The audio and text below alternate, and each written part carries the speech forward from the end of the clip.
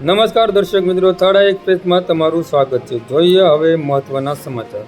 ત્રાપજ નજીક અકસ્માતમાં એક આધેડનું મોત થયું હતું। આજરોજ તારીખ 15/6/2025ને રવિવારના બપોરના 2 કલાકે તળાજાની સરકારી હોસ્પિટલ ખાતેથી જાણવા મળતી માહિતી અનુસાર વાત કરીએ તો ભાવનગર સોમનાથ નેશનલ હાઈવે પર અવારનવાર નાના મોટા અકસ્માતો થતા રહે છે। તેમાં વધુ એક અકસ્માત સર્જાયો હતો।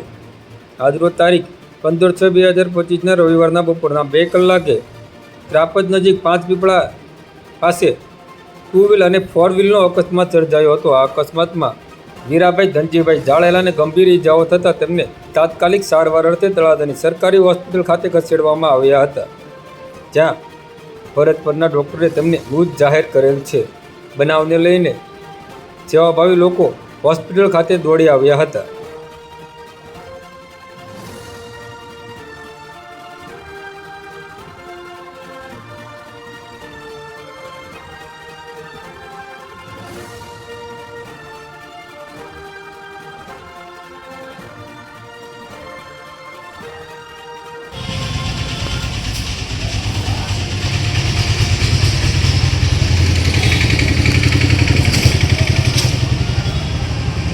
ક્યાં ગામના હતા?